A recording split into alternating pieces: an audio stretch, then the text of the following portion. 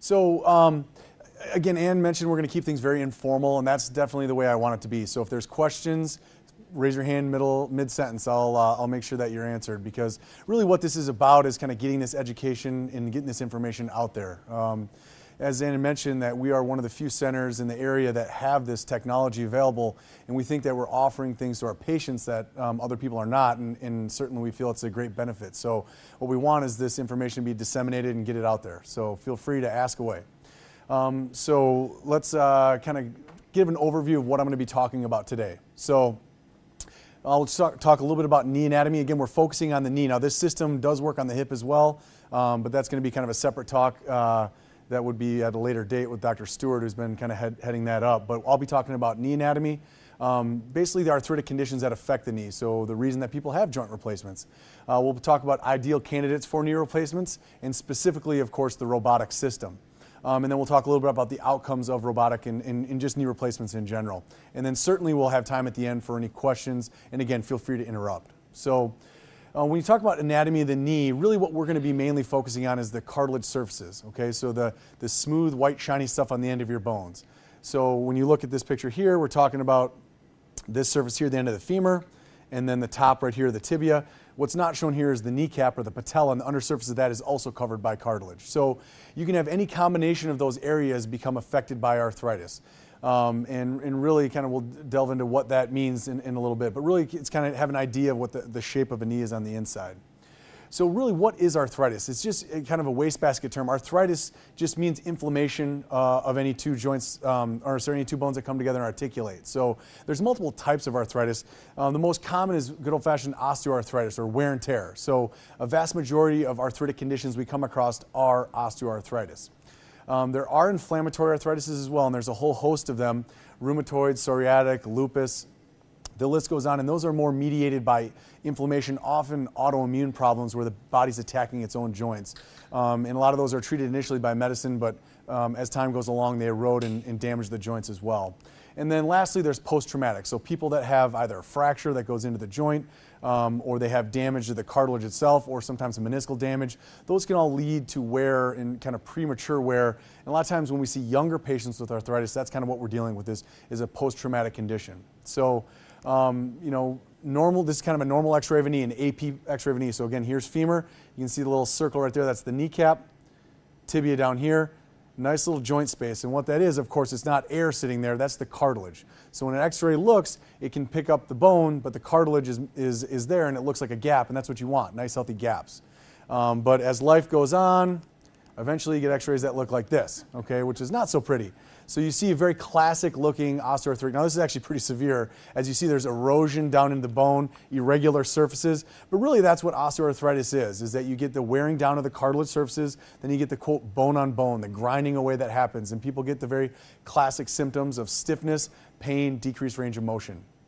And so that is osteoarthritis. So this is kind of a cartoon picture of what it looks like, but in reality it looks pretty similar to this in real life. You have areas of cartilage, and then you have areas of exposed bone. And even on the most arthritic knees you can imagine, usually there's still some areas that have cartilage left, but there's large areas of exposed bone, and really that's kind of the mediator of the problems that we see in the knee. So, and then there's a specific thing when we're going to be talking about partial knees, are patients who have arthritis that's only in one area of the knee, most commonly the medial or inner compartment of the knee, and those are dubbed unicompartmental arthritis, and those are patients often who have a malalignment, in this case of varus. So if you look at this leg, they're walking bow-legged. Sometimes it's unilateral. Sometimes you see the patient or people that look like they just got off a horse. They could throw a bowling ball between their legs, but that's where they have bilateral varus malalignment.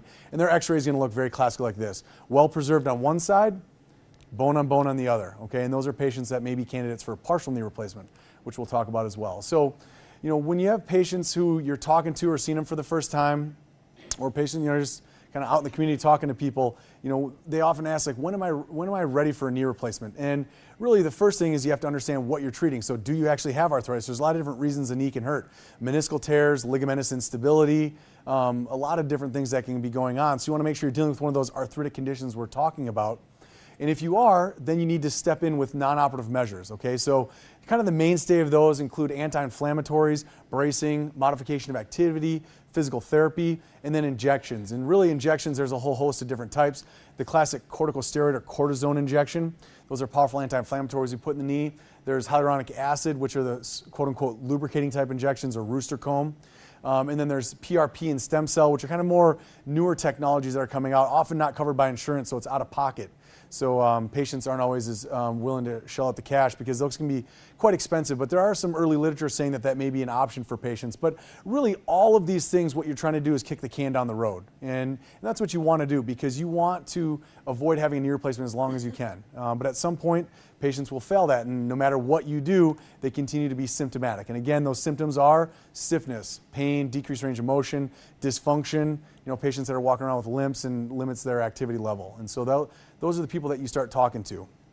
And so again, it's really important not to skip directly to surgery because many patients will have patients can last years or decades with this regimen right here, okay? And so, they may even have an x-ray that looks like that first one I put up. Bone on bone, looks terrible. You think they need a knee replacement that day. But you give them a shot, they start taking some ibuprofen and do some physical therapy, and all of a sudden, 6 months, a year later, they say, yeah, it aches a little bit, but I'm doing okay. And that's really what we're looking for as long as we can. But again, at some point, you kind of pay the piper. So, and then lastly, there's a lot of other factors that we play into it. So age, both ends of the spectrum. Some people are quote unquote too young for a knee replacement, and some people usually due to medical comorbidities are going to be not a good surgical candidate for that reason.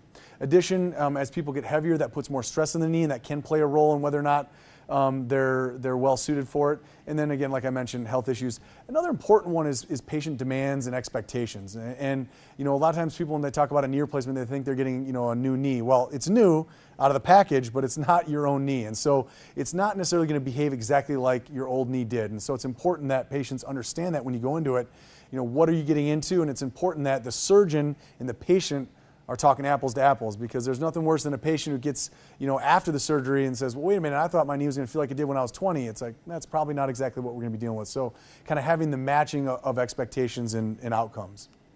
So now when we talk specifically about partial knee replacements, again, only replacing a portion of the knee, that's a little different. You have to be more selective with your indications. So those are patients that really you're looking only at the post-traumatic or the osteoarthritis, because if it's an inflammatory process, then even if they only have one compartment at that time, you replace it and shortly after it'll kind of spread to the other areas. And so it has to be, again, post-traumatic or regular osteoarthritis. So any of the inflammatory ones, they're not good candidates. You have to be within a window of both range of motion and alignment. Now those numbers are a little bit soft, but usually we say around 10 degrees of malalignment and around a 10-degree flexion contracture. So if your knee's so stiff you can't straighten it and it's got a big kind of gap between getting straight, that's a patient that you're going to have a hard time ever getting their leg out straight with a partial knee replacement, and they may be a candidate for a total instead. And then again, kind of the alignment. And then we alluded to this when I was talking about the totals, is again weight. Now the studies are a little bit more mixed with partials. There's some studies that say maybe weight doesn't have as big a bearing with partials, but we all look at it and we know that the complication rate in early loosening does go up with increasing BMI. And so it's something we're always kind of keeping in the back of our mind, and certainly having a discussion with the patient is important when it comes to that. And then for a partial knee, it's important that all the ligaments are intact. Because that's one of the main purposes of that surgery, is that you're minimally invasive. But not only is it good to be minimally invasive, but actually it's a requirement for the surgery, because if you're missing one of the ligaments, the knee will be unstable, and that motion is bad for a partial knee replacement. If you are missing ligaments, can we repair them when you did a total knee? For a total knee, no. And so we can talk about that in a second, but for a total knee replacement, you're actually going to be, you're almost always resecting the ACL, and then with certain systems, you're resecting the PCL. So two of the cruciate ligaments, the one that are on the inner part of the knee. Now, with partials, you can go in and do simultaneous ACL reconstruction, which is the most commonly injured ligament, ACL reconstruction with a partial, okay? And there's actually a number of studies that have looked at that, and they've actually had pretty good, almost the same outcomes as doing an isolated partial knee. So in my practice, I have not done one of those combinations, but there's a couple patients I've talked to about it, and we may end up going down that path. But again, the literature says that that is a viable option. But with a total, you usually do not do that. You don't need the ligaments anymore with the total? So the question is about ligaments with knee replacement. So there is the outer ligaments or the collateral ligaments. Those are important, and actually, in order to do a standard total knee, you need the outer collateral ligaments. The inner cruciates you can take them out. And if you're missing one of the, so either the MCL or the LCL, which are again on the sides of the knee, then you have to either attempt to do a reconstruction at the time. Or usually we do what's called a constrained knee replacement, where the knee replacement is now substituting for the collaterals as well. So essentially the two components lock together and they provide side-to-side stability. Okay, and so usually we do not combine collateral ligament reconstruction because one of the biggest issues with that is stiffness. And when you're doing a joint replacement, that's one of the big things that we focus on after surgery is getting motion. So if you were to combine an MCL reconstruction with a total knee, you're probably going to run into an issue with stiffness. So usually we go to a constrained implant, but when patients are younger, we don't like to put constrained implants in, so sometimes you're in a rock and a hard place, and it's certainly something you could consider in a specific case. So when you talk about just, what is a knee replacement? What does that mean? Maybe some of you guys know, maybe some of you don't, but essentially what you do with a standard knee replacement is that you essentially take some type of guide, and we'll kind of talk about this in a little bit, but it helps you cut the bone and you're removing the articular surfaces. So those cartilage surfaces, you're taking all of those off. And then you replace them or quote unquote resurface them with metal. And then you take a piece of plastic and you wedge it in between the two pieces of metal, and that provides a low friction articulation. And that's really the goal. In the surgeon's job is to make sure it's well balanced. And what I mean by that is we were just talking about the collateral ligaments. We need to make sure that the knee isn't too tight on one side or the other. Okay, so you have a medial and lateral compartment. You need to make sure that they're even between the two, and you have to make sure they're even both in extension or the leg straight and flexion, the knee bent. And so when you match all of those things together, you have a balanced knee. And then with that, you want to, of course, make sure that they have acceptable range of motion. So really that's the surgeon's job. And that's the biggest thing that the robot allows us to do, is allows us to be incredibly precise with placement of our implants and help us balance knees to a level we thought we were really not able to do before. So this is an x-ray showing, again, an arthritic knee, and then this is afterwards. So this is what I was talking about. You essentially, when you cut the surfaces, you want the gaps between them to be even. Clearly they're not here. So this is a kind of a classic varus knee where this is the inner part, the medial part. The ligaments are very tight on the inner part and loose on the outer. So our job as a surgeon, again, is to put the components in that rebalances the knee. Okay, and that's really a necessary thing, because if you have an unbalanced knee, the patient's not going to be happy with how it turns out. So again, the metal covering on the femur, metal on the tibia, and then again the gap is plastic, which doesn't show up on x-ray. So what we can kind of talk about this, and at the end I think we'll probably do a kind of a demo with it, so I'll just kind of breeze over it now. But this is a picture. You can actually see one live right there, so my picture probably isn't as important, but essentially this is what it is. It's a unit that has an arm at the end of it, and the arm is linked up to a computer system, and the computer system uses these two eyes right here to interact with the patient themselves. So we'll kind of talk about that real briefly here. So the first step is to get a CT scan. So a CT scan gives us an incredibly precise, detailed anatomy of the bone, okay, which is what we're concerned about, resecting the bone. And so you take that CT scan and it uploads it into the computer. And then with that, we're able to, even before surgery, we have a plan for your knee. So you're, back home still, and we're looking at a computer, and we can set the size of the implants, the rotation, the alignment of the cuts, all those things we have planned preoperatively. Now, intraoperatively, we sometimes have to adjust those plans, but the first step once you're in the OR is to get basically the robot to know where you are in space. Okay, so it now knows the exact shape of the knee, but it doesn't know where your knee is. So what we do is we put a couple pins in the bones, and coming off of those are arrays. And that's how these eyeballs, as I call them, these two cameras, they can register and see these arrays. And so now that they're attached by pins to your bone, it can now know where the leg is. And then we take another probe, which has an array in the back of it, and we touch points on the knee. And every time it's touching bone, we click a little button. And then slowly it develops an idea of what the shape of that knee is, and then it overlays it with a CT scan. And once it has an identical match, it now knows exactly where that knee is, and now it knows the exact shape of the knee. So it's pretty amazing technology. It's really kind of a dovetail between increased optics and then the computer processing to do it, and then lastly the business end is the robotic arm, which is the end right here, and then we use that saw to now come in and make the cuts that we want. But before we do our cuts, we take the leg through a range of motion and we do kind of a final check of our plan, because a CT scan gives you an idea of the bony anatomy, but it doesn't really tell you how tight the ligaments are. So we'll take the leg through a range of motion, we'll stress those ligaments, take them through another range of motion, and now it has an idea of how tight the knee is. And then we can go and adjust, and again, remember we talked about a balanced knee, we can adjust them so the knee balances, and then with our cuts, bam, we now have a balanced knee right off the bat. And so we've had very good success with that. So that's kind of the process of that, and we'll kind of show you a little demonstration at the end. So now when we talk about partial knees, again, we're only going to be talking about one area.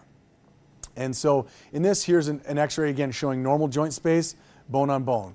In those patients, we can come in this tibial spine right here, that's where the cruciate, the ACL and PCL insert, and so we can leave those alone. And so we're only resecting the exact bone that we want, and we can kind of leave the soft tissue envelope alone for the most part. And again, very importantly, we can leave the ACL and PCL alone. So that gives more normal knee kinematics or knee motion.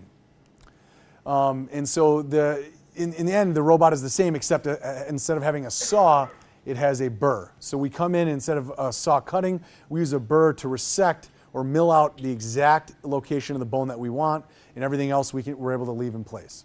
So that's obviously a way to be very minimally invasive. So this description is almost identical to the total knee description. Again, we get a CT scan, we plan ahead of time, we come in, we register the anatomy. Now, of course, we only have to do that one compartment because we're not going into the other areas, but the same idea, we let the robot know where your knee is in space. Then we adjust the plan accordingly. Again, same thing. We take the leg through motion, stress it, take a leg through motion, then we can plan. And then now, instead of a saw, again, we use a burr to precisely resect the bone that we want to remove. So, what are the real differences? Again, the ability of a robot is really, again, the dovetail between getting a CT scan and having an exact idea of what the bone is, and then allowing it to register in the computer and us being able to reproduce that in the operating room. And it gives us precision that we've never been able to attain. So, if you've had a standard or a manual or old-fashioned, whatever term you want to use, knee replacement, what really you're doing is you're using either intramedullary, meaning you put guides inside the bone and then use kind of an average of a patient's anatomy and then make a cut off of that guide, or we clip things around the bone, what we call an extramedullary guide. And these do give us reasonably precise cuts, but of course it's not nearly as precise as a robot that's coming in that knows the exact to the millimeter, less than millimeter anatomy of your bone. So you're able to do it at a much more precise level. And then most importantly, we can also take the leg and again stress it and get an idea of those gaps so we can balance it much easier. And with a kind of a more standard technique, you have two different ways to make the knee balance. One is you do what's called measured resection. So you just put the guides on, cut, and then you come back and then you release ligaments until the knee stabilizes. Or you can do what's called gap balancing, where we adjust our guides to make the gaps even from the get-go. But again, a lot of those kind of involve kind of spitballing it, and you're like, that looks pretty good, pin it, cut it. And it's worked for years, but we know that this technique certainly gives much improved accuracy. So when you look at studies that are comparing robotics to manual knee replacements, there's certainly no argument. The literature is very definitive that when you do it with robotics, you're putting in more precise implants. So the plan that you have, the x-ray will look identical to that. So the plan that we have is implemented, and it virtually always goes exactly the way we want. Now, the long-term effect of that is a little bit more in question, although most people would agree that if you put in a knee that's more appropriately aligned, it will last longer. People have improved pain scores, but a lot of those long-term studies are being done right now. The thing is knee replacements last 15 to 20 years, so it's kind of hard to say that this one's going to last longer when the robots haven't necessarily been around that long. But there are studies that do show if you have any malalignment or malpositioned components, there's an earlier failure rate. So it's a little bit of an extrapolation, but again, we know that these are very precisely placed. And again, if we know that they're improperly placed, you're going to have earlier failures. So it stands to reason that we're going to have improved long-term outcomes as well. And so when you compare robotics to manuals with regards to partials, there are studies that show that because you're able to be less invasive, there's lower pain scores initially and long-term. And that, again, we know that they're more accurately and reproducibly placed in a knee. So, what's the overall reason? What's the reason that you have a knee replacement? Again, number one by far is pain. Okay, so that's the number one reason. The goal of knee replacement surgery is to improve patients' pain, especially when it comes to totals. There is certainly functional improvement, but especially when it comes to total knee replacements, it's a little bit less predictable. And I'll kind of talk about some studies a little bit later, but when we look at that, patients get excellent pain relief. That's well documented, but function isn't necessarily quite as reproducible, but it's still often much better than they were before surgery. And then an important kind of marker that we've been looking at in probably the last decade or so is essentially what we call quality of life. And so what we do is we take studies and we look at not only pain scores, not only function scores, but essentially daily living. So how well are you able to do your dishes, do your laundry, all these different markers that affect your life. We're able to put them into these studies and essentially come up with what we call a quality of life adjustment. And also that really dovetails into cost-benefit analysis. So, in the day and age of insurance being all over the news with, government changing things, what really people want is any type of procedure to be cost-effective. And we know that knee replacements are. So essentially, you put in a knee replacement, the patient has an improvement in all the things we just talked about, and that improves the quality of their life, which is, of course, the reason that we do this. So knee replacements, again, score very well in these studies. And one other important thing to note is that a number of studies have shown a correlation with the number of cases at either a surgical hospital or a regular hospital or outpatient surgery center does in the outcomes, not only on infection, not only on pain scores, quality of life. All of those markers are correlated with the volume of a hospital. And so they have 3 different types of hospitals in these studies: low, medium, and high volume. And OakLeaf is a high volume hospital. And so we fall into that category of those quote unquote improved outcomes. So now when you talk specifically about partial knee replacements, what are the benefits of that? Well, when you compare a partial to a total or a robotic partial to a regular partial, is that they're less invasive, okay? And so we're able to go in and, again, resect only the bone that we need to, and that allows us to retain all of the ligaments, which is very important because the motion of the knee is much more normal when it's your own ligaments as opposed to a piece of plastic and metal being responsible for that. Less blood loss, less pain during the initial post-op period, and then if you kind of add those all together, it leads to a faster recovery and less dysfunction after surgery. So really kind of those patients that are appropriately indicated, a partial knee replacement can be a very good surgery for them. So when we talk about outcomes of total knees, again, this is replacing the total knee, again, taking a step back. So pain improvement, what I talked about earlier, that's, again, the number one reason to have a knee replacement. So the knee hurts. That's the reason you do it. And usually around or a little bit over 90% of patients will say that they've had significant or close to complete relief of pain after a knee replacement. So those are pretty good numbers. When you look at functional improvements, that does dip down just a little bit. That's more around kind of 70 to 80%. And that's really one of the big reasons that we think the robot's going to really be of benefit to us because, again, we're able to get it more precisely placed, and the better balance a knee is, the more normal it will feel and normal it will function. So we're assuming, we're thinking that there's going to be an uptick in those scores as well as time goes along, and those studies are definitely underway looking at the functional improvement. Overall satisfaction, this to me is really kind of the home run for this. If a patient has a knee replacement and you go up to him and say, would you do it again? About 90% of patients say, I would do it again. And often, arthritis is bilateral, so they will do it again on the other knee. And that really tells it all. If a patient's going to do it again, they know what it's all about. When I see a patient in clinic and I have kind of give them the talk about knee replacements, you try to explain to them, look, this is a big surgery. It's going to hurt for a while afterwards. And if you're able to put in the therapy and do your time, it's usually going to be a very good outcome. But when the rubber meets the road, a lot of times it hurts a little more than they think right away, and the recovery's a little bit longer than they were hoping for. And all those things are natural. Patients want to be better now. I don't blame them. If I'm a patient, I'm going to want to better now too, right? Give me the pill that makes me better today. But that's just not the way these work, okay? You have to put in time in therapy. But when you finally get to the end of that road, most patients come back, in vast majority, 90%, would come back and have the other knee done. And again, I can think that kind of tells the story. So. And lastly here, survivorship. So what does that mean? What we look at when we talk about survivorship is how long is the joint in the patient, okay? And that gives us an idea of essentially longevity. And so when you look at these large joint registries, so essentially in the past 10 years or so, there's been several countries that have socialized medicine that take every single joint replacement in their country and they put them into this registry. And they can now follow these patients, again, because they have a single standardized medicine database, and they can look and they can have these very powerful studies because we're talking about 100,000 patients they're looking at. So it gives us a lot of data, and we look at these studies, and we can say that most knees, about 90, a little over 90%, will be still in the patient at 15 years. For a total knee, for a partial knee, that number's closer to the 80s or high 70s. Now, again, those are all done with older quote unquote technology, because of course if they were put in 15 years ago, they certainly weren't done with the robot, and there's been some advances in plastics and metals as well. So some of those things we're kind of, again, extrapolating because we're trying to guess what this implant's going to do 15 years from now. And it's a little bit harder to do, but again, we know that certain implants are different than others. There have been some that have had early failures, some that have had problems with them, that have had recalls. I'm sure you guys have all heard about joint, there's commercials on TV about them.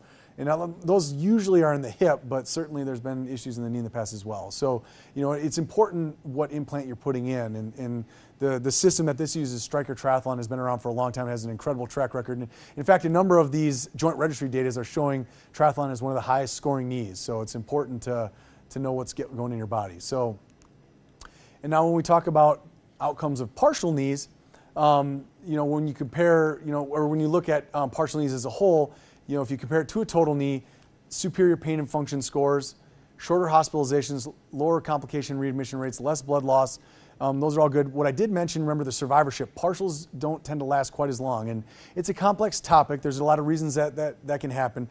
Partials tend to be done in younger patients.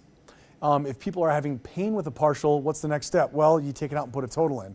If people are still having some symptoms with the total, well, the total's already in, so what do? You just kind of ride it out and see what happens. So I think there's some reasons that those revision rates are a little bit higher, but certainly we think that the robot, putting them in very precisely, is going to give us extra time. Is it going to match a total knee? Time will tell. We certainly hope so, and there's some early data showing some of that stuff. So for the Mako, there's some early studies out that showing at the 2-year mark that less than 1% are being revised. So 99+% are still in the patients. And that at the 2-year mark, patient satisfaction scores are in the low 90s. So again, a vast majority of patients are coming back. So 92 out of 100 are saying, yep, my knee works great and I'm very happy with it.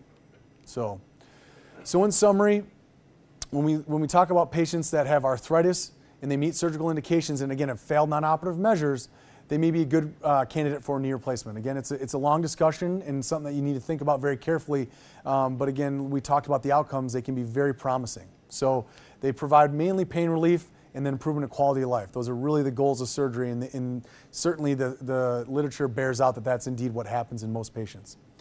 Robotic-assisted surgery allows us to do things that have not really been attainable before. So we're able to put in components in such a precise, accurate, and reproducible way that we think that's going to really kind of change the paradigm in joint replacements. And I think that there's going to be a larger push and more patients are going to be having them done with robotics because of those exact reasons. So, and then specific to a partial, in the correct patient with the correct reasons to have it done, it may give superior pain and functional scores when compared to totals and to manual partial knee replacements. So, and again, we talked about that there are some higher revision rates, so it's something to be aware of when you come into that surgery, but after a long conversation, a lot of times people will go ahead with that. So that pretty much sums up my presentation. We will kind of go through a demonstration with the robot here in a second and have a couple models here Rod's got for me, but any questions right now that we have? Yes? So the question was, any allergic reactions to metal in the joint? And absolutely. So there's been increasing prevalence of metal sensitivity is a term we use, but essentially it's not a true allergy like, people eat shellfish and their throat swells up and they die. Thankfully, it doesn't happen in joints, but people do have sensitivities to metal, and so that's something we are aware of. There are certain metal components that tend to be more reactive, most commonly nickel, chromium, cobalt can certainly as well. And so in those patients, sometimes you have to be selective because there are certain types of implants that do not have those metals, or at least those metals are coated. And so if a patient has a history of metal sensitivities, we can send labs and assess for that. So yes, that is a common cause, or relatively common cause of people who are unhappy with their knee replacement. It's because they're having a reaction to it. And so that certainly is something that we're aware of, and that's becoming more and more. Revise it, yeah. So you have to take it out and then put in one that you don't have the sensitivity to. So it's not an easy fix. So, sorry, first question was, do you test for that? In the patients that have the correct indications for it, so if they've had a history of metal sensitivity, the testing is not always covered by insurance and it's not cheap. And so, if a patient's requesting it, I can certainly order it. It's very easy to do that. And if the insurance company covers it and it's not any cost to the patient, certainly we can do it as well. But a lot of insurance companies won't cover the full cost. But it is becoming, something that it's much more on our radar. And certain demographics of patients, it's more prevalent, young women, tend to have a higher rate of it. But really any patient can have it. I've seen it in young, old, men, women, everything in between. So it's something that we do look for. And again, if people have had issues with jewelry, that's the most common thing. Be like, I can't wear cheap jewelry, and that's usually nickel allergy, which is the most common metal people are allergic to. Now, the tricky part is that the skin reaction is a different type of reaction than what's in your body. So without getting into too much basic science, it's mediated by different cell types. So you can have a sensitivity to, cheap watch or earrings or something, and then we test your blood and it shows you're not reactive. So it doesn't necessarily mean you are. So in those patients, though, I certainly would order that test prior to a knee replacement. So another question? You use steroids and so forth, other treatments with natural knees. Do you do similar things with artificial knee? Down the road, 10 or 15 years, it starts to bother you? So the question was, can we do cortisone or steroid injections into an already replaced knee? Usually we don't. And so there's a couple different reasons for that. One is the risk of infection. In a native knee or kind of a normal knee that hasn't been replaced, the infection rate with an injection is incredibly low. When people have artificial knees, the infection rate goes up a little bit with those injections, and you have to ask yourself, why is the patient having symptoms? At the 10 to 15 year mark, on my radar would be aseptic loosening, which is the implants are starting to loosen. That's the most common reason that a joint replacement fails. And what that is patients, when you bend the knee, the metal's rubbing against the plastic slowly starts to wear down, and little molecules of that plastic are released. The body reacts to them, and it's almost kind of like an immune response. It starts attacking the area, and usually it's the interface between the bone cement and the bone that starts to get attacked, and the implant loosens. Okay, so at the 10 to 15 year mark, that's what I would be concerned about. So let's say though you work everything up, so the implants aren't loose, there's no signs of infection. In a certain patient, you would consider doing it, but usually you're going to try to find a reason for a knee replacement to hurt. And so that's where I'd focus my efforts at that point. So there's no particular ones for replaced knees different than A steroid injection? No, we would use the same type of injection if we were to. And there are some patients I will inject with a total knee. So I don't mean to say that we never do that, but usually that's patients who are having a lot of issue with stiffness and can have what we call arthrofibrosis, which is increased scarring around the knee. Occasionally we'll do injections into those, but usually that's not the case. Another question? How long does it take for the robotics when you're setting up the knee? Yeah, the question is how long does it take? So are we talking between when the CT scan's obtained and when you're ready for surgery? Yeah, so it's about a 2 to 3 week turnaround. So we'll get a CT scan, we'll send it down, and then it basically gets processed and uploaded. And then about 2 weeks or so, I don't know, those numbers are kind of about right, aren't they, Rod? Yeah, so right around there. So usually it's around that kind of 2 to 3 week mark that we have, and then the patients, and that time they can already be on the schedule and be ready to go. Oh, on the table. So like when you're planning right then and there, I mean, click of a button, you'll see in a second. It is right then, right now. It's right in front of you. So, nope. Oh, I'm sorry, another question? How long have you been doing The robotics? Okay, so, do all your surgeons do it? yeah, so most of the surgeons in the group are at least certified in it. Only a couple of us are currently doing them.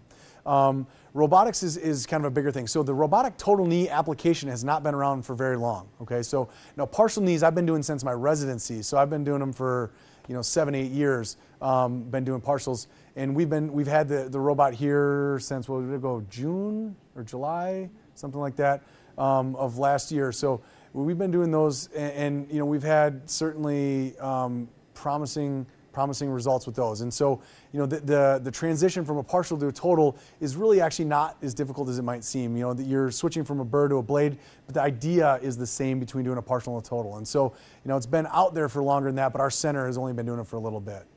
So yeah. The surgical incision, I understand it might be smaller than for a regular total knee.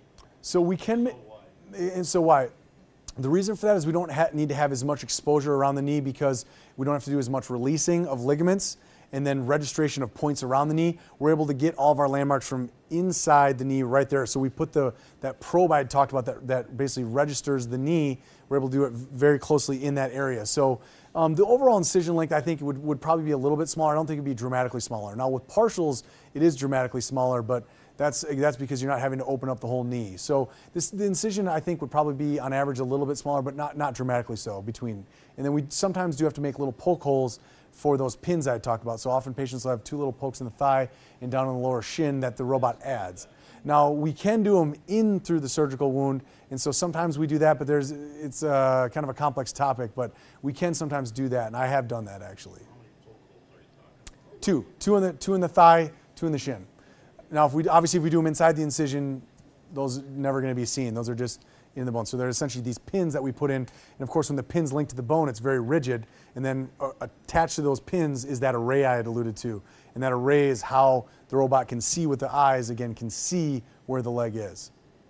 Have you Yeah. had any practical experience with PRP and stem cell injections at all? Yeah, so at Chippewa Valley Orthopedics, we do have a PRP and stem cell program. And so we've been doing them for probably about 3 or 4 months. So, and the literature is a little bit mixed on those. The tricky part, especially with PRP, well, and stem cells, that same truth is, so if I buy steroid, the steroid in that bottle is the same no matter what. So it's the same concentration. If we're drawing blood or stem cells from your body, people's levels of growth factors of stem cells is different. So when you try to do a big study and look at the efficacy of a PRP or a platelet-rich plasma or stem cell injection, sometimes you have apples and oranges. And so it's very difficult. And the preparation is different between different companies. So you're comparing one to the other. They may be prepared differently in a different solution. So there's different things that go into it.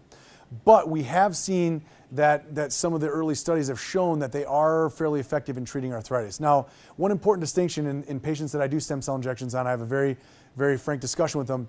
You know, sometimes when people hear stem cell, they think that their knee is going to be injected and it's going to grow new cartilage. Unfortunately, that's not the case. Now, trust me, that's the holy grail of orthopedics. The day that we can do an injection to make you grow new cartilage, that robot's going to be obsolete, right? We just give you a new knee. And there's billions of dollars in research going into that, but it certainly hasn't happened.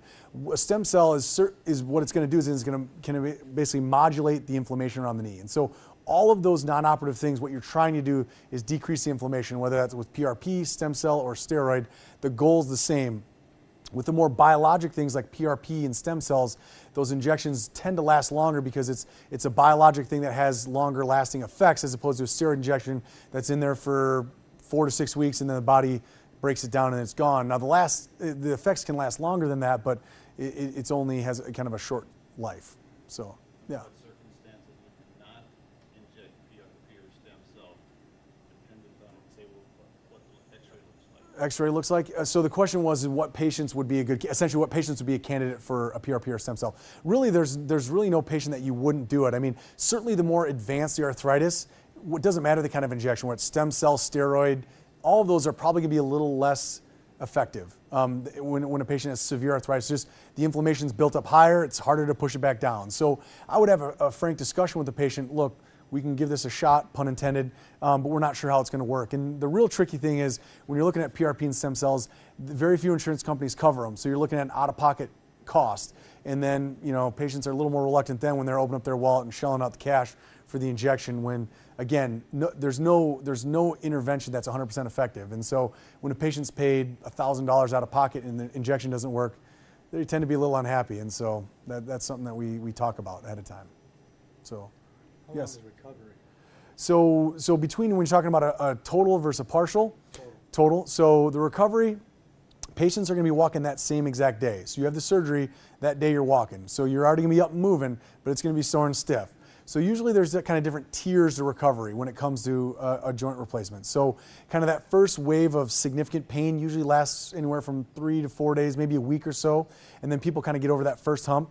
It's going to be achy and stiff, and that usually lasts for 6 to 8 weeks. And then over the span of 2 to that kind of 3-4 month, that last bit of achiness kind of works its way out and the stiffness starts to recede, and then patients kind of start getting kind of into the groove. So it's really a complex answer, and it's onion, there's layers to it, but really that's kind of the process that people usually go through. Now, some patients will run into complications, not necessarily serious ones, but some people will get a little extra scarring around the knee, and the knee can be stiff, and so then you have to take them back to surgery to bend the knee for them, called a manipulation. Some patients will have a little, some wound issues that we have to immobilize the leg that makes them stiffer for longer, and those can result in a little bit longer recovery. Obviously we haven't went into full detail on the risks of surgery, but you include infection, fracture, things like that can happen.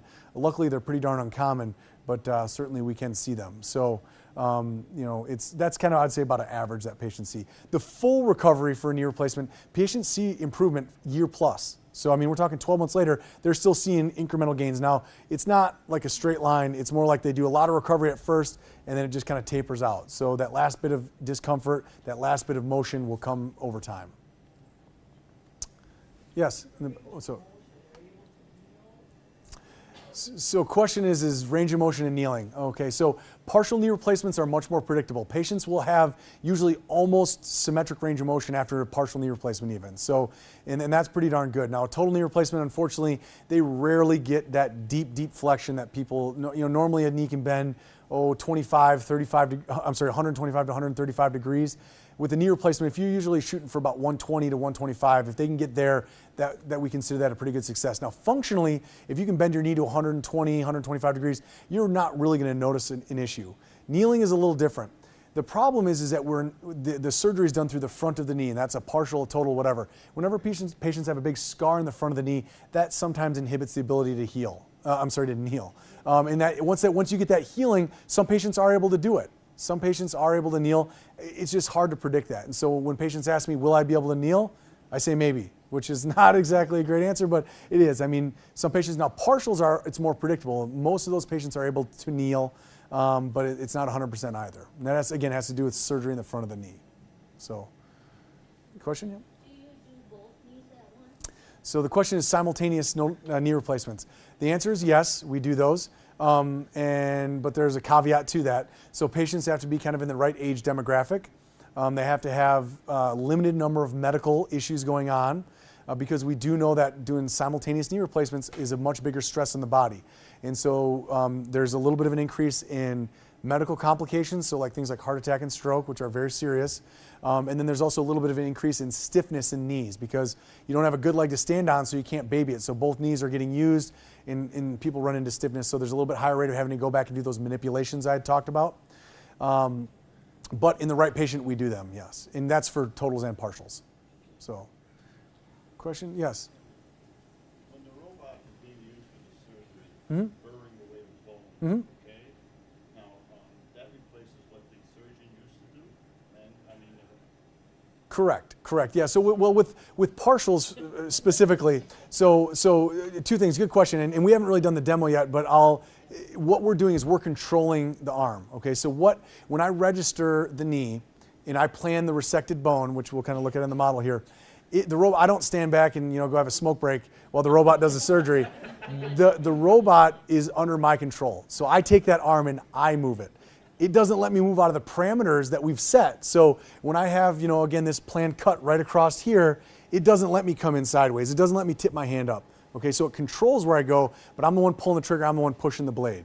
So yeah, so it doesn't replace me. It augments me. Makes me a little better.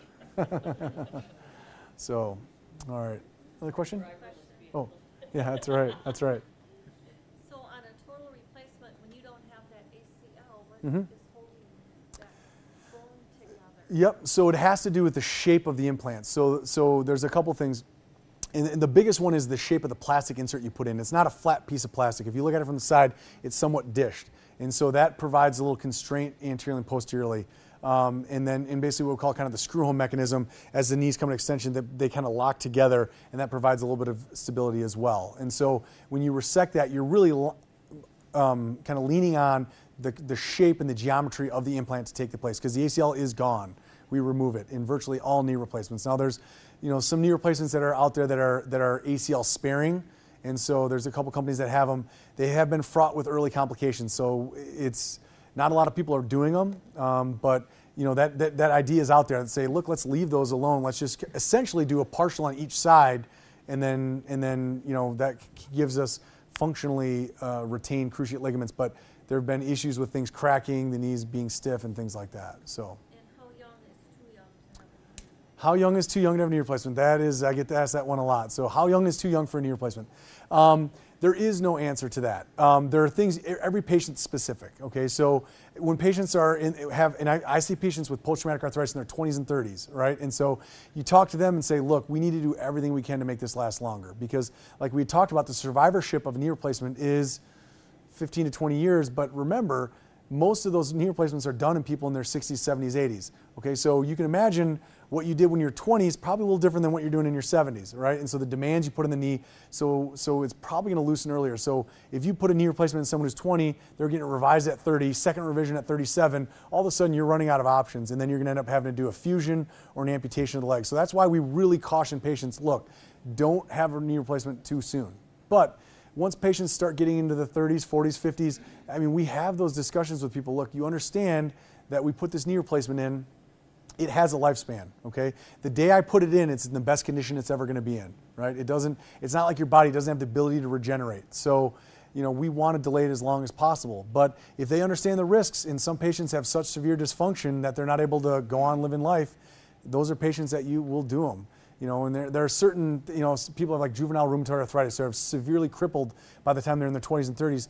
We do joint replacements, understanding that, look, we're kicking the can down the road, and at some point it's going to catch up to us. But right now you are in a wheelchair and can't move, and you're on narcotics because of pain. That's not a way to live life either. So it's a risk-benefit thing, and so each patient's different. So I realize that's not a great answer, but it's complex, and so you have to kind of look. Question? When should you consider a partial replacement? Mm-hmm. And when should you consider it? So the question is, when should you consider essentially a partial replacement? If you have unicompartmental disease on x-ray, if you have unicompartmental, meaning just one area of the knee hurts, and then those other kind of criteria that we looked at, as far as it can't be an inflammatory arthritis, you can't have a ligamentous injury, or at least one that could be addressed surgically. If you kind of meet those criteria, then that's certainly, and then we just kind of talked about age, that's another one too. I mean, if you're the right age, then I think that those are all patients that should at least consider it, because again, the functional outcomes are pretty spectacular with a partial. So like how early can you do it? Are you saying like what? Say you start having problems. Yep. Oh, okay. So how early in the whole timeline is what you're saying? Yeah. Can you wait too long? Good question. So can you, essentially, when in the timeline do you need a partial? Can you wait too long? I guess the short answer is theoretically, but arthritis luckily progresses fairly slowly. Good old-fashioned osteoarthritis, that is. And it takes a long time for it to go from one compartment to the other. And it doesn't spread. It's just the fact that you have wear, and over time you start kind of grinding away those surfaces, bone spurs, rub on things, wear down cartilage. So if you waited decades, potentially you could go from a candidate from a partial to being like, look, now you have wear in your lateral compartment, now you have wear in your patellofemoral joint, we can't do a partial. That being said, you don't want to have knee aching one day and come in and be like, I'm ready now, I don't want to miss the window. No, I mean, you still, same exact things I talked about. You want to fail non-operative measures. And so I would tell a patient, look, don't have a partial knee early because you're worried that you won't be a candidate down the road. I think that would be probably the wrong reason to have it done. I think most patients are going to have probably 5-10 years that you can kind of work your way down before you get to the point where that would be an issue. And you would monitor it. So my patients who have arthritis, we monitor with x-rays every couple years. You don't need to get them every visit, but you want to check the progression. If you started seeing signs that you're maybe dealing with arthritis that's getting worse, then maybe you could consider at that point intervening for that reason. But right off the bat, you'd want to ride it out as long as you can. Okay. Question? Can you wait too long to have a total? So too long for a total. So it kind of dovetails into that one. So can you wait too long to have a total knee replacement? And that's, in and of itself in the knee, no. Now, if in the interim you ended up having a medical issue that came up, there are patients that I've had that have had a heart attack or a stroke or something that now makes them not a good candidate for surgery.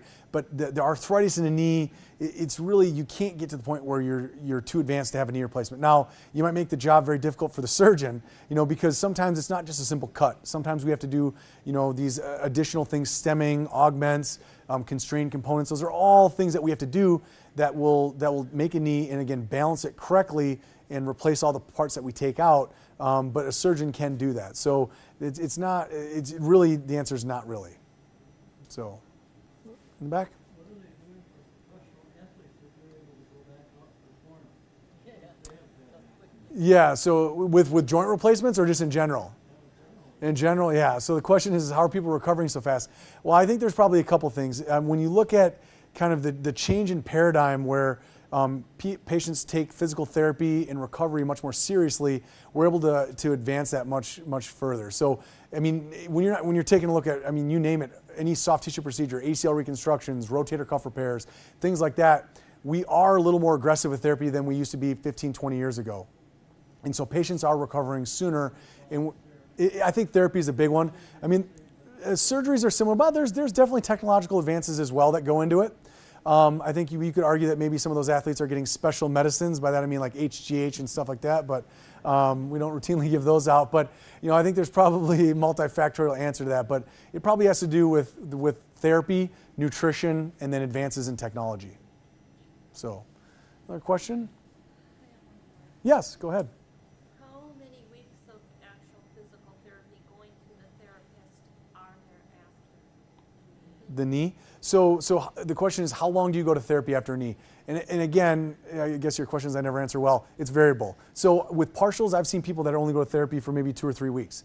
Now some are going a little bit longer. For a total, I'd say most patients are going to be going to therapy for at least about 2 months. Some people who have stiffness or kind of persistent quad weakness, sometimes they're going to therapy for, 5, 6 months. I mean, it can be long. Now most patients it's less than that.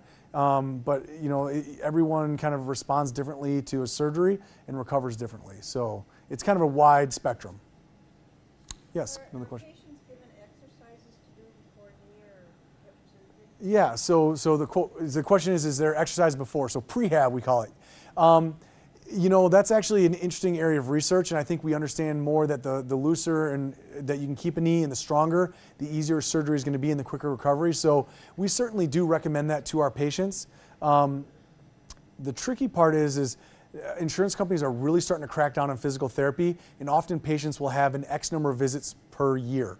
So that's whether you have a surgery or whether you have an injury or anything. So now sometimes they'll give us a couple extra, but really they sometimes stick to that number. So we sometimes will send them to 1 visit prior to get some exercises to do, and then they just do them on their own, and then after surgery they go into the real therapy.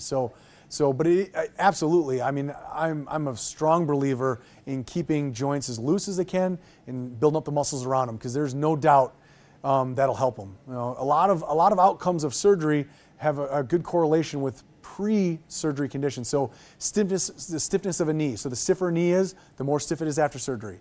Quad weakness, patients have a longer time returning to normal gait. So those are all things that you can help address before. Now, when you have a severely arthritic knee, sometimes exercises are hard to do, right? That's why you're having the joint replacement. It hurts to use. And so sometimes you kind of have difficulty doing that, but certainly, it's a good idea. So, any other questions? Yes? Do pre-existing conditions such as clubfoot play into total knee replacement? So question is do pre-existing conditions, specifically clubfoot, but any of them lead into arthritis in the knee? Absolutely. So there's no question. I like to call it the domino effect. If you have a problem in your back or your hip or your knee or your ankle, there's an interplay between the joints. Okay, you're made to walk with a specific motion. We call it kinematics. So how does a joint move? And again, our body's made to move in a specific way. If you have a problem in another joint next to it, it will adjust and shift forces to the other joint. So, sometimes we do that iatrogenically, meaning we do it. So when we fuse a joint, the rate of people having problems above and below that joint go way up. So we know you change the way a joint works, the guy up and downstream are paying the price for that. So when people have a club foot and they have a gait abnormality, yes, the knee will be used differently, the hip will be used differently, and that certainly can play a role. That doesn't mean you're going to have it, but if you looked at that as a risk factor, absolutely. Having an issue with a joint adjacent to another joint certainly puts you at higher risk for issues. Does that change how you have to do the surgery then? Generally not, no. So we basically want to rebalance the knee, and we do it essentially the same way. Now there are perhaps some factors you could look into, but they'd be very patient specific. So, other questions? Yes. Yeah, if you have a total knee replacement, but if you have to have one, can you avoid it by doing exercise, like bike riding, lifting? Yeah. Can you do that? Yeah, Can so you the make it question, extended out? absolutely. So the question is, can you basically extend the life of your knee with exercises? And absolutely, yeah. One of the strongest recommendations from our academy is exercise. That's one of the best things to help prolong the life of a knee. Now, again, those aren't going to grow new cartilage. They're not going to make the knee, magically younger. But again, having better motion, stronger muscles around it, that certainly can prolong the life. And there have been many studies that pan that out. So again, that's one thing that we talk about is, patients come in with arthritis. We tell them, look, let's get into some therapy and do exercises. Sometimes they look at you funny, like, well, wait a minute, my knee's worn out. How's therapy going to help me? No, getting good motion and good strength, I may not be good, at least better, can certainly help you. Yeah. Any other questions? Yeah. Mm-hmm. Mm-hmm.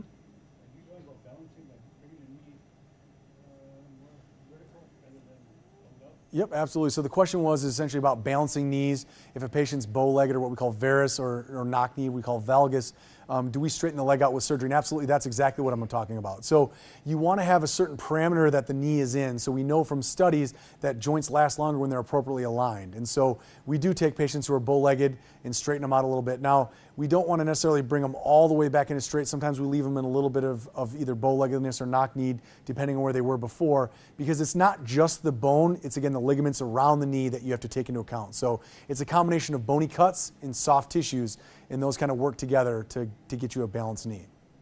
So, question. So the question is, what's a typical hospital stay for a total knee?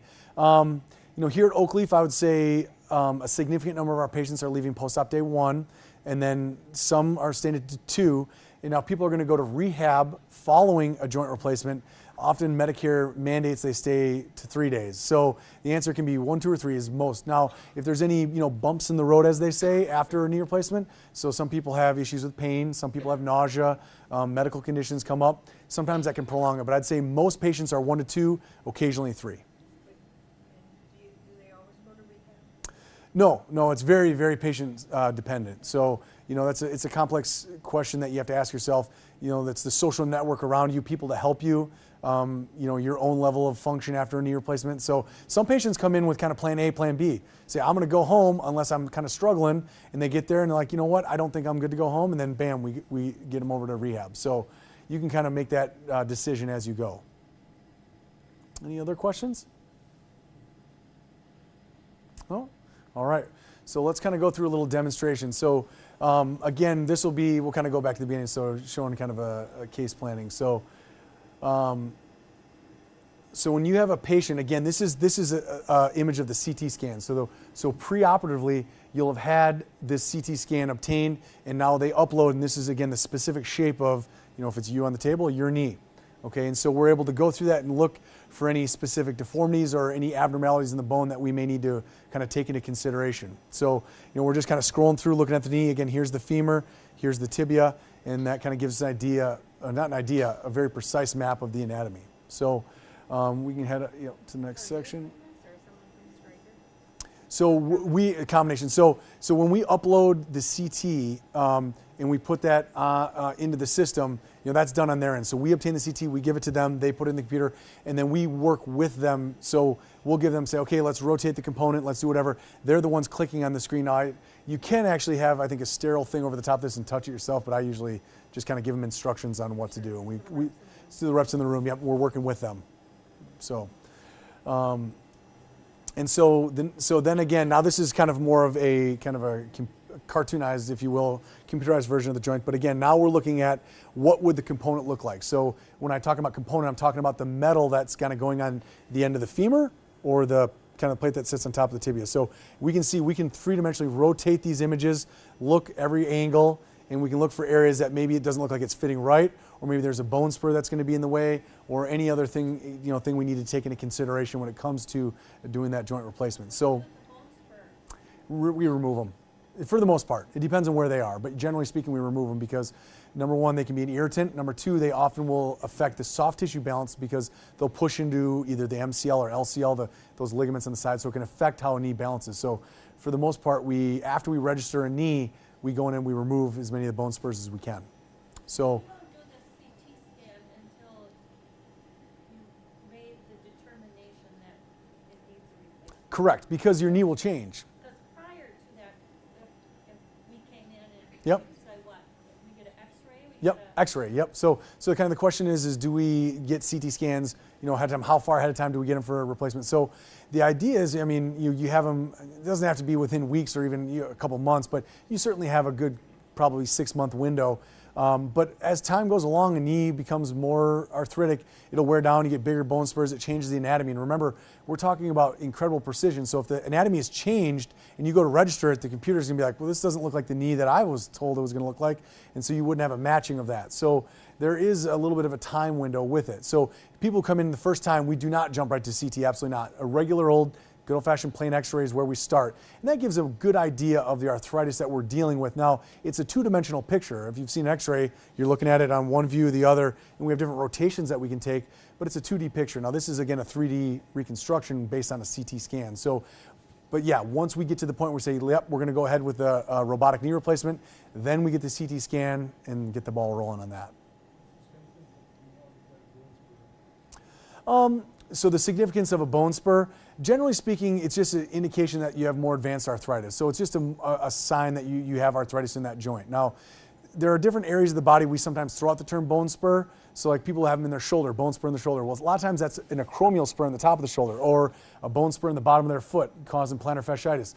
Those aren't arthritic bone spurs. Those are just kind of bone that's a little bit different shape than normal. And so we use that term, but it's not really used in the sense that I'm talking about what we call osteophytes. An osteophyte is an abnormal growth of bone off an arthritic joint. And so I'm kind of using those terms interchangeably, but they're not directly interchangeable. So if you have osteophytes, that means you have more advanced arthritis. As it goes along, they become very, very large. Essentially, that's what it is. Yeah, it's usually a little bump that kind of comes off the edge. And so it can go really in any direction, but it's an outcropping of bone. So once we have this and we kind of look at it and we say, okay, this is an idea of where our cuts are going to be. And again, where this implant is sitting is where if we implemented this plan where this saw, I would direct it, we'd make those cuts. So once we kind of have this idea, we then would take the knee through a range of motion. If we want to adjust, for example, so after I adjust the motion, we have essentially a plan for, I suppose if we can we do gap balance with this or not really because we haven't read, yeah. So if we had a real knee in front of us, I would take it through motion, do the stresses on the knee, and again, that the sensors can detect even minor deflections, and so it knows the tension, and then we come back and say, okay, on each side we have this many millimeters we need to make up. Well, you can adjust that by rotating the components. So for example, if we took the femoral component and wanted to externally rotate it, you can see it's moving moving very small amounts because that's how precise it can be. Again, this isn't eyeballing it and saying, let's rotate it a couple degrees. This is saying, let's move it half a degree. Let's move it half of a millimeter. I mean, these are very small increments we can shift. So Question. we have a limit on parameters variance. Yeah. Say you're not really liking something, can it be overridden by either one of these? Yeah, so the question is when we see things on here, can we override? Absolutely. The surgeon's the one ultimately doing it. So we can, yeah, exactly. We can certainly say this doesn't look right. And there's been, the advances in joint replacements have been wrought with people relying on technology too much. There's no question when I'm coming in, I'm looking at what it's going to do. And if it looked crazy, it hasn't happened to me, but if it looked funny, it's probably either an issue with registering the joint or someone bumped an array. Those things are attached and all of a sudden it's off.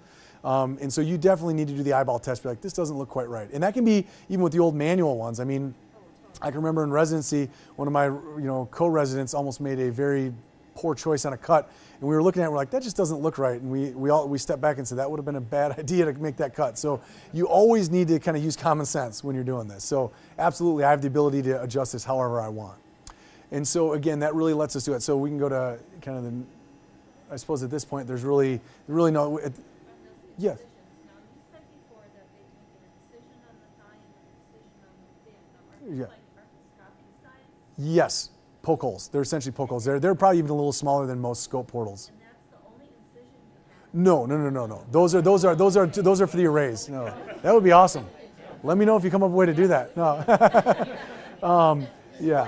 Yeah, exactly. Yep, we sneak it right into there. No, so the question was basically the array incisions. So those are two little pokes on the thigh and the shin, and those are independent of the traditional incision you make on the front of the knee. So those are in addition to, or like I said, we can do them inside the knee. Now there's certain patients that we don't want to do that because of their anatomy. We think the cuts will get too close to the pins or issues with that, but I've been kind of mixed between doing it both ways. So, and so again, once we have it, I don't know, can we unlock this thing or is it, so we'll kind of shift the machine over here. So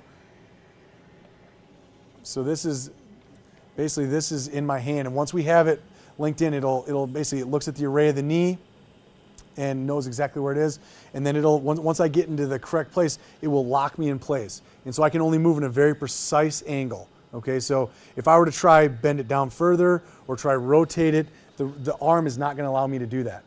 In addition, rotation, it has depth. So if behind your knee, there's some very important things like arteries and nerves. If I tried to just blow through the back of your leg, it would, once I hit the back of the bone, boom, the robot would stop me.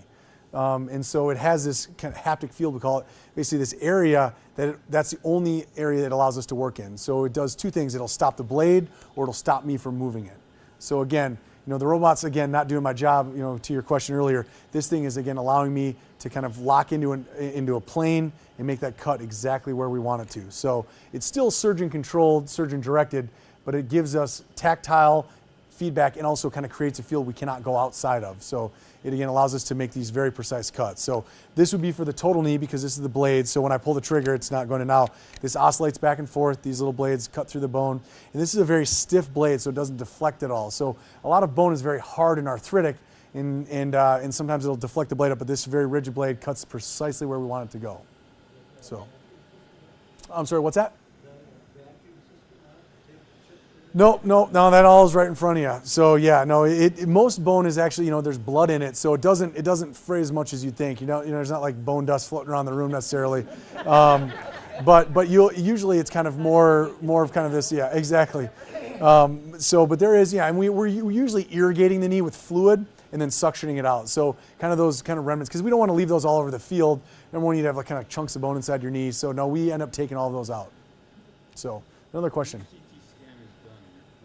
Mm-hmm. You already have the component then figured what you're going to put in the knee, or do you have a selection of different components that you might use at the time of surgery? Absolutely. So the question is when we have our pre-planning, do we know the exact implant we're going to use, and do we have only that one with us? We have them all with us. I don't think I've switched yet. So usually the plan's pretty accurate because, again, I mean, the only time we'd override is we go in there and after we made our cut, we take the trial, we set it down and say, okay, does size 6 look right? Yep, looks good. So if I looked at it and it just didn't look like it fit right, I could change that number very easily. But generally speaking, we don't do that. The plan is there. But if I wanted to, I have all the different sizes available. So. But you've selected at this time one certain correct component that you're going to use. Correct. So yeah, so one component we're going to use because the cuts are based on that. Now, the tibia is not. The tibia is a flat cut. We could go any different size. But the femur, those different cuts, those are matched to a size. So if you need to change size, you need to redo the cuts. So, another question? Yeah, my computer has a habit of locking up once in a while. Yeah. What's the fail-safe on this? Yeah, and so the fail-safe is these guys here, the techs. So they know how to hit the reset button. So the question was, what if the computer has an issue? So I mean, we have a number of fail-safes, namely kind of rebooting the system, re-uploading the software. I have not had that happen. But I mean, if necessary, we would essentially kind of reboot the system and kind of reset things, and then you potentially would have to re-register things or maybe do something along those lines. But we would be able to get the robot working again. I mean, in the setting of a catastrophic failure where like the robot broke or something like that, we would always be able to revert to manual instrumentation. So in the hospital, we have the sets of, again, those kind of good old-fashioned intramedullary, extramedullary guides, and we'd bust those out and go to do a knee. So we wouldn't sew you up and leave it.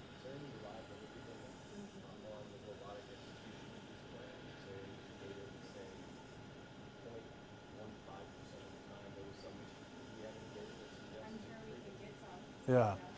Yeah. So the statement, yeah, I mean, yeah. It's electronics. So. Yeah, of course. Yeah, I mean, exactly. Technology is great until it's not. But, these have been incredibly reliable. And as you can imagine, the FDA, wasn't exactly lenient on these companies when they instituted this technology. I mean, those exact things you just brought up are things they thought of and said, this can't be like maybe this will work. We'll see. This has been through many trials. So another question in the back.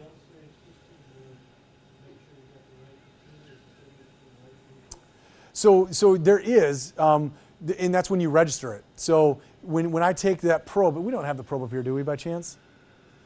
So Yeah, so when I take this and I map out your knee, she's gonna open it up. And when I touch the surface of your knee and it creates a map, if that map did not map correctly to the other one, it would give us these, they turn yellow and the probes turn yellow and green, and it would tell us something's not right.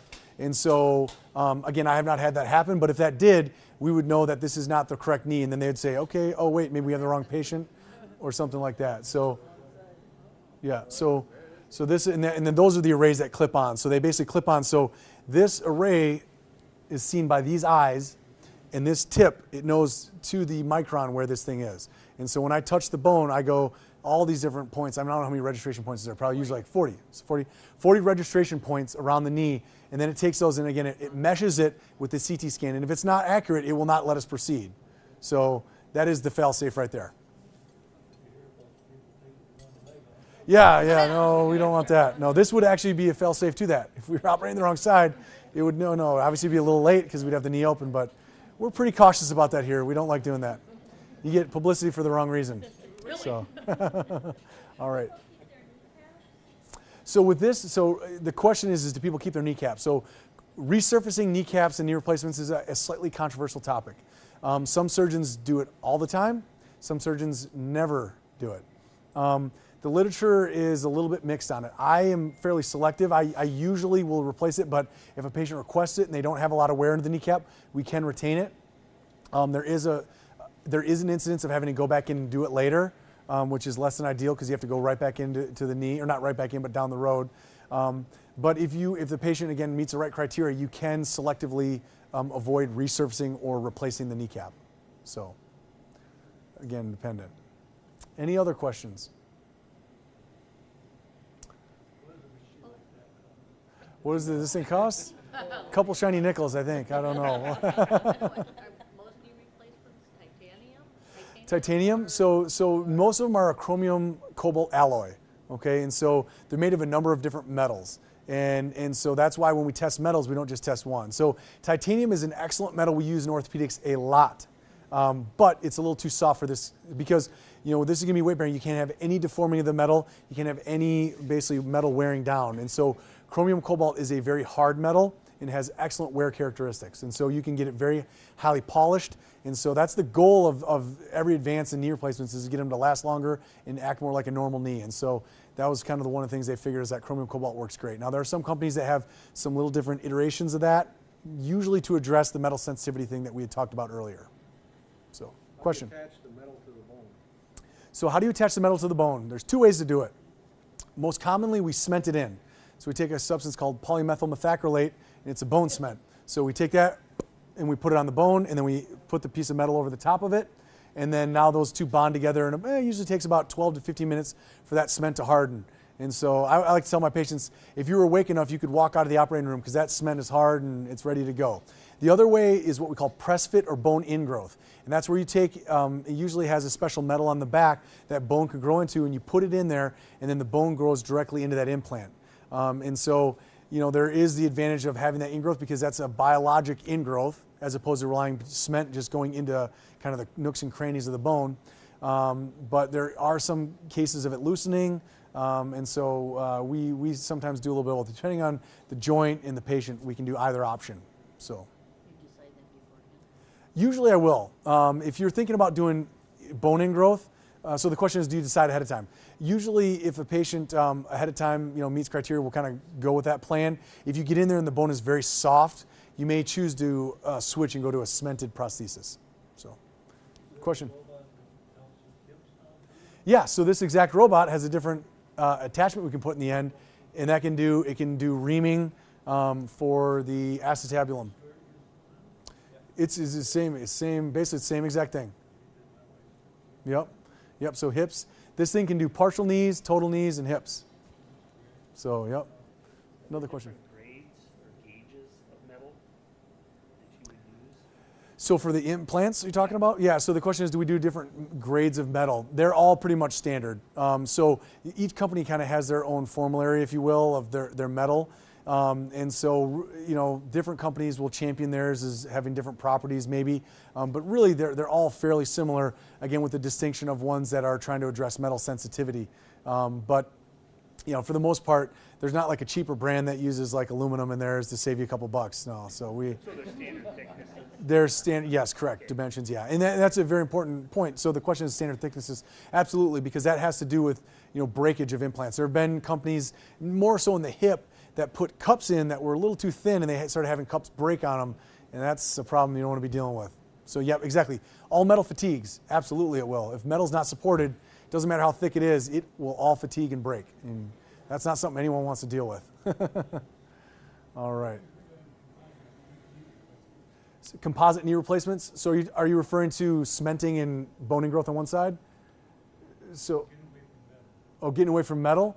You know, I'm not really too. So the question is, composite. So I was using like carbon fiber, things like that. So I'm not familiar with any newer companies that are doing that. I know in the 80s, or maybe it was even the early 90s, companies did try to use carbon fiber, and it did not work out well. There was a lot of wear, and people had very reactive synovitis, and so they were pulled off the market. There may be companies that are working on that now. I'm not familiar. I don't know if Stryker has one up their sleeve. There's ceramic on ceramic components overseas, but they're not approved for use in the U.S. Yeah. And in hips, there are ceramic that is used now, but for knees, you're pretty much dealing with the metal and plastic as the bearing choice. Thank you guys very much for coming out. Thank you. Yeah.